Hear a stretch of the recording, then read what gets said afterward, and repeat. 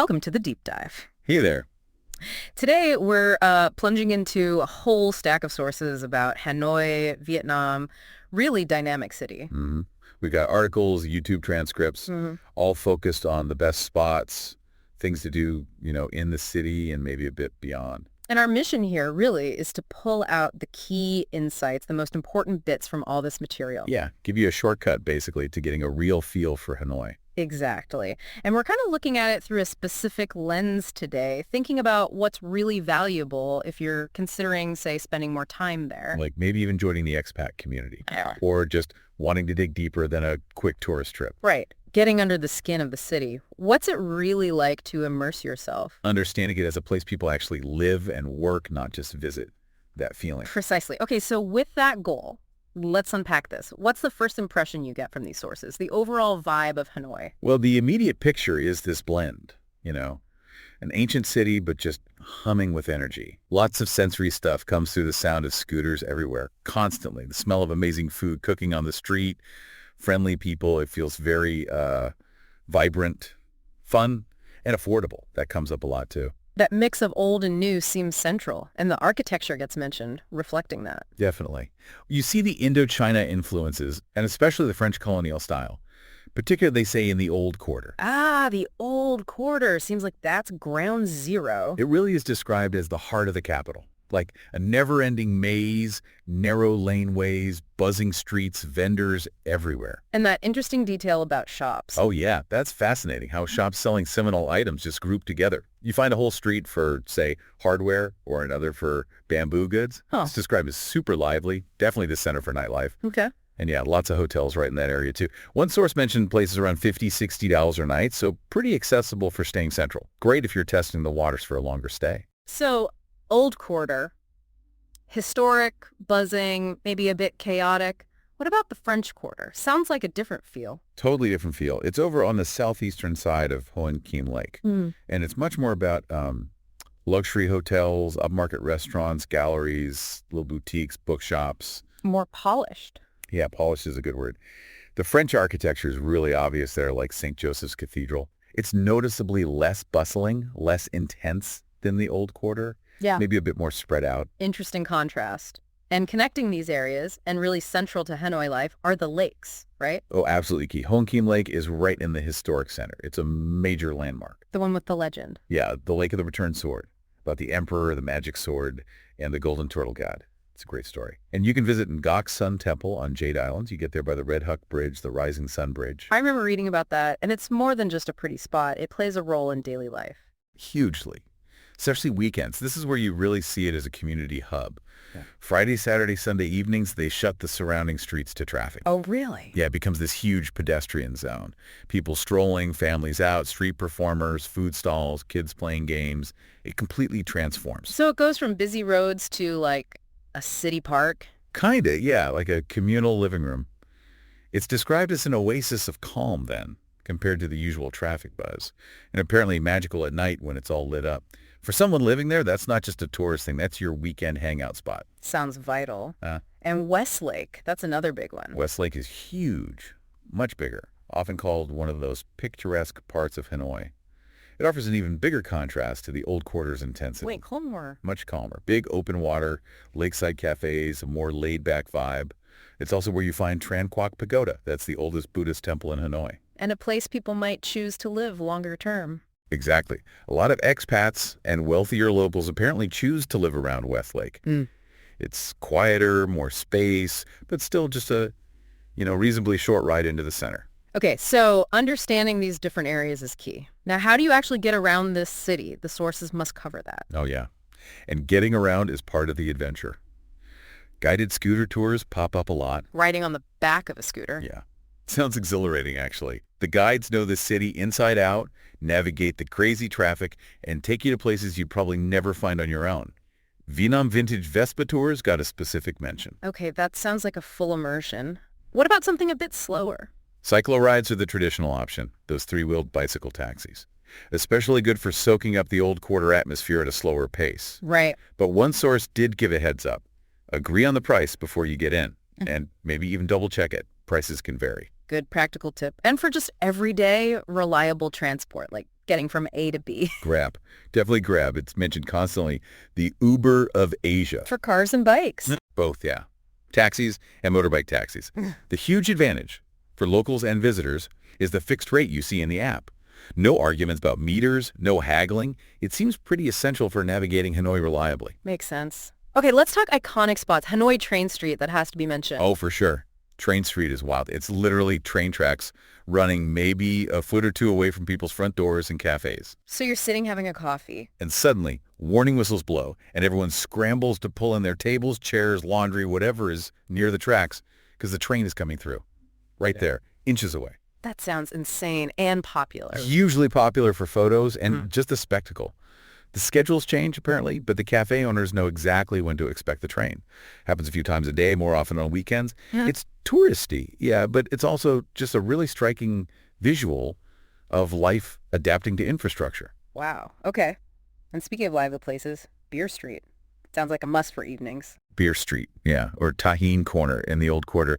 It just comes alive after dark, gets incredibly crowded, vibrant, loads of little plastic stools spilling out onto the street. Locals and tourists mixing. Absolutely. Everyone gathered for cheap beer and food. It's apparently great for people watching. And the beer itself, by Ahoy, that's the famous, fresh, cheap beer. That's the one. Incredibly cheap, like 10,000 or 15,000 VND, Just less than a US dollar, often around 50 cents. wow. Yeah. So it's a really buzzing atmosphere. One tip mentioned was maybe sit back a little from the absolute edge of the road, because sometimes the police apparently do drive-thrus and the bars have to quickly pull everything back. Adds to the excitement, I guess. Great social spot. What about daytime activities like markets and shopping? Dongjuan Market is the big one. Largest indoor market, multiple floors, selling absolutely everything, souvenirs, clothes, electronics, food, household stuff. Good for bargains. Supposedly, yeah.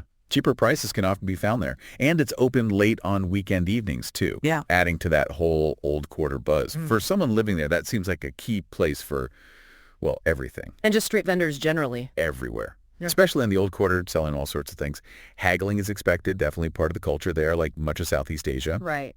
And it ties back to that interesting clustering of shops we talked about earlier. And silk. Vietnam's known for silk, right? It is. Yeah. Big silk producer. There's actually a whole silk-producing area, Ha Dong, now part of Hanoi. But for shopping, the place to go is Hang Gai Street. They call it Silk Street. Makes sense. Yeah, you can buy silk fabric, scarves, clothes. And it's also the spot mentioned for getting custom suits or enolodies made. So it shows that craft tradition is still very much alive in the city's commerce. You can really dive into local products. Okay, let's switch gears to something absolutely crucial for Hanoi. The food. Oh, the food. Every source just raves about it. Phenomenal. Essential. Immersing yourself in the food is like non-negotiable for understanding Hanoi. Street food especially. Street food is king. Available everywhere, incredibly delicious from countless vendors. It's a huge part of the experience. Okay, hit me with the must-try dishes. Pho has to be top, right? Pho is absolutely iconic. The true taste of Vietnam, one source called it. But they emphasize Hanoi pho is distinct. How so? Generally a clearer broth than you might find elsewhere, and it's served quite simply. Then you add the extras garlic vinegar, chili, lime, herbs to customize it yourself. Any specific recommendations? Pho Tan Lai Quoc Su got a shout out. Known for really tender beef, super flavorful broth. Apparently it traces its roots back to Nam Dinh province, which is thought to be where pho originated. You find great pho everywhere though, from street stalls right up to Michelin-mentioned spots. For anyone living there, finding your go-to pho place must be a serious quest. A daily ritual, probably. Okay, beyond pho, what else is essential? Bun Cha. Definitely bun cha.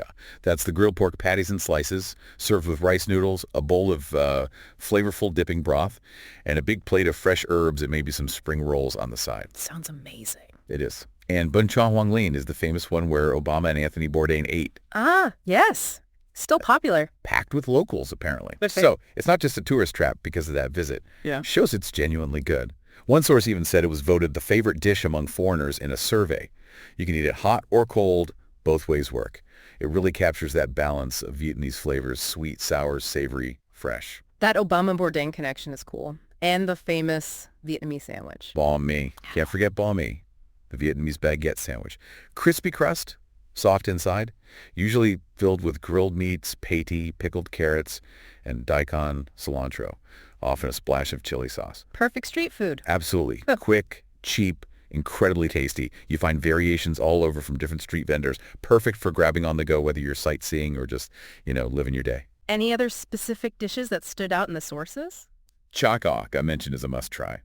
Vietnamese fried fish cakes, usually made with turmeric and dill. Less famous, maybe. Yeah, maybe less known internationally than pho or banh mi, Yeah. but really special. The way you eat it is part of the experience. You mix the sizzling fish cakes at your table with vermicelli noodles, peanuts, herbs, and this pungent sauce, often mam tom, which is a fermented shrimp paste. Shrimp paste can be strong. It can be intense. The sources suggest asking for fish sauce, nuoc mam, or soy sauce as an alternative if you're not feeling adventurous with the shrimp paste. A specific restaurant on the 4th floor of the quirky Shark Jaw building was recommended for trying it. It's a very communal, interactive dish. Sounds like fun. Okay, we absolutely have to talk coffee. It's huge in Vietnam, right? Oh, the coffee culture is incredible. And Vietnamese coffee itself is famous. Yeah. Strong.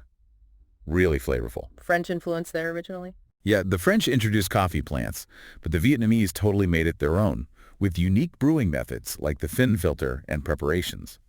One source hilariously warned about drinking too much, said 3 cucks had him wired for 2 days. Uh-huh. Okay, noted. Powerful stuff.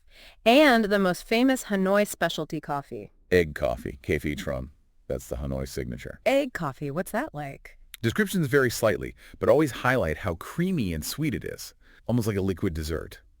One source detailed it as strong Vietnamese coffee topped with this thick, frothy cream made from egg yolk, condensed milk, maybe sugar or maple syrup, even mentioned collagen in one. Wow.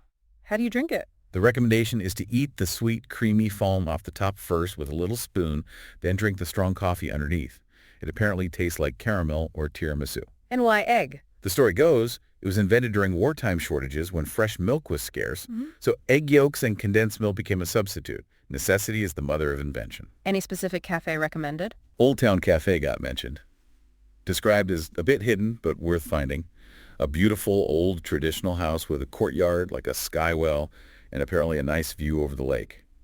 A great setting to try this really unique drink. Sounds like a definite must-do experience. What about coffee shop chains? Kong Cafe came up. It's a popular chain known for its cool, retro, sort of communist-era chic decor. Interesting theme. Yeah. Quirky. Good for reliable coffee. They usually have free Wi-Fi, which is great if you're working or just need to connect. And outdoor seating, perfect for people watching.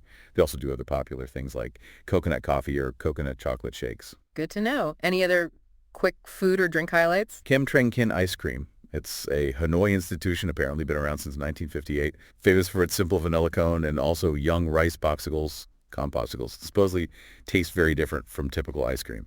And cheap, like 12,000 VND. Young rice popsicle. Interesting. Yeah. Also mentioned were common breakfast dishes like sticky rice, soy, steamed rice rolls, bong kan, and a chicken noodle soup called bun thang. And for sit-down meals, Wild Lotus restaurant near the French Quarter was praised. Stunning entryway, great food with veg options, really good service, apparently always packed. The Plume restaurant was noted for mixing French and Vietnamese food and cocktails, even a phone-inspired cocktail. A faux cocktail. Okay, that's creative. The food scene sounds incredibly rich. Shifting focus a bit, Hanoi obviously has deep history and culture. What landmarks are key? Definitely. For places of worship, Tran Quoc Pagoda on Westlake is mentioned as the oldest Buddhist temple. Super scenic location. Right. Then there's the Temple of Literature. Hugely important. It was Vietnam's first university dedicated to Confucius and great scholars. Right. It's a beautiful, peaceful complex, really significant. Historically, it's even on one of their banknotes. Wow. And St. Joseph's Cathedral, the big neo-Gothic church near the lake. Very prominent landmark, popular meeting spot. Though one source did mention it was under renovation when they visited. Okay. What about sites showing the deeper centuries-long history? The Imperial Citadel of Phang Long. There's a major one. It was a political heart of Vietnam for something like 13 centuries straight. 13 centuries. Yeah. You can explore old imperial buildings, see artifacts dug up there dating from the 6th to the 20th century. Gives you a real sense of the long history rooted right there. There's a small entry fee, about 30,000 VND, closed Mondays. And sites relating to more recent 20th century history. Ho Chi Minh's mausoleum is obviously very significant. It's in Ba Ninh Square, where independence was declared. His body is preserved in a glass case inside. It's a place of pilgrimage for many Vietnamese, considered a real honor to visit. Gives crucial context for modern Vietnam. Entry is around $140,000 VND. Right. And the prison. Olo Prison, originally built by the French to hold political prisoners. Later, during the Vietnam War, it was where North Vietnam held American POWs infamously nicknamed the Hanoi Hilton. It's an indoor site, offering a pretty sobering look at different tough periods in history. Important context. Any museums that offer unique insights. The Bat Trang Pottery Museum, gotta mention. Bat Trang is a nearby village famous for ceramics for centuries. The museum showcases this tradition, the craftsmanship, and I think you can even try making pottery yourself. Hands-on history. Yeah. And the Vietnamese Women's Museum sounds excellent. Highly recommended in the sources. It's 4 stories focused entirely on the experiences, contributions, and roles of women throughout Vietnamese history and in contemporary society. Offers a really important perspective you might miss otherwise. Opened in '95, entry is 40,000 VND. That sounds fascinating and important. What about cultural performances? The Hanoi Opera House is a landmark itself. Beautiful French colonial architecture. It's the biggest theater in Vietnam. You could try and catch a show there or just admire the building, especially lit up at night. And water puppet shows are mentioned frequently. It's a unique traditional Vietnamese art form. Puppets perform on a stage of water, depicting scenes of rural life, farming, legends. It's very charming and distinctly Vietnamese. So, tons to explore culturally within the city itself, but the sources also suggest venturing out, right? Day trips. Yeah, definitely. To get a fuller picture of northern Vietnam, Ninh Binh comes up often. The Halong Bay on land. Exactly. It's got similar stunning karst scenery, those limestone mountains rising dramatically, but they rise out of rice paddies and rivers instead of the sea. What do you do there? Activities mentioned include biking through lovely little villages and rice fields, maybe a local cooking class, and especially boat tours. You sit in a small rowboat, often rowed by locals using their seat, gliding along rivers that wind through caves and past temples. It's supposed to be incredibly picturesque. How far is that? About a 2-hour drive from Hanoi. Seems easy to organize, either arranging your own transport like a motorbike or getting a tour through your hotel. Offers a great contrast, that rural calm versus the city buzz. And the actual Halong Day. That's the world-famous one, of course. UNESCO site. There's iconic emerald waters and thousands of limestone islands. Stunning beauty. Day trip possible. Sources strongly advise against it. Say it's too rushed. You really need at least one night, preferably 2, on an overnight cruise boat to actually experience it properly, kayaking, visiting caves, just soaking in the scenery. And travel time. About 3 hours drive from Hanoi. Again, easily bookable through hotels or agents in Hanoi. A must-do for many visitors, though requires a bit more time commitment. Got it. Any other day trips mentioned? The Perfume Pagoda was another one. Yeah. Also about a 2-hour drive. It involves a scenic boat ride along a river past mountains, maybe lotus flowers if they're in bloom, and then a walk or cable car ride up to a complex of temples built into limestone cliffs, including a large cave pagoda. This is a significant pilgrimage site. So, plenty of ways to see the surrounding nature and culture. Back in Hanoi itself, any other interesting activities highlighted? Joining a cooking class within the city is also highly recommended. Great way to get hands-on with the food, learn recipes, understand the ingredients. Many include a market tour first. Spas and massages are everywhere, especially in the old quarter. Foot massages, body massages, very popular and affordable way to relax after walking all day. Haircuts too. And those early morning scenes. Yeah, that sounds quite unique. Getting up early to see local life around the lakes, women doing synchronized dancing or tai chi, men gathered playing chess, and that very traditional sight of older men smoking thuc lao, the strong tobacco in those long bamboo pipes, gives you a glimpse of daily routines. Right. And in the evenings, besides Beer Street, the old quarter night market is mentioned. Great for just wandering, browsing, maybe grabbing a sweet snack like those King Roti-style coffee buns. Lots of energy. That paints a really comprehensive picture. Yep. Thinking again about someone planning a longer stay, maybe joining the expat community, what practical tips did the sources offer for just navigating daily life? Super important stuff. First, money, cash is still key. Sources really stress this. While things are changing, lots of small shops, street food vendors, maybe even some taxis are cash only. Good to know. Exchange rate mentioned. One source put it around 24,400 Vietnamese dong to $1. So you'll be dealing with large denominations. Keep cash handy. Okay. And getting around day to day. Google Maps works well for walking or finding places. Again, the Grab app is essential. Not just for tourists getting occasional rides, but for residents getting around reliably for commutes, errands, everything. fixed fares are a huge plus. Connectivity, Yeah, crucial for expats. absolutely. Getting a local SIM card is easy and recommended. Data is usually cheap. Simify was mentioned as one service you could even use to get a SIM before you travel, which can make arrival smoother. Weather patterns. Need to be aware of the seasons. There's a distinct rainy season, roughly July through November or December, and a drier, sunnier season, maybe January to April. That definitely impacts planning. Right. And finding a place to live beyond those $50 hotels. Yeah, the sources touched on the range. Old quarter hotels are one option.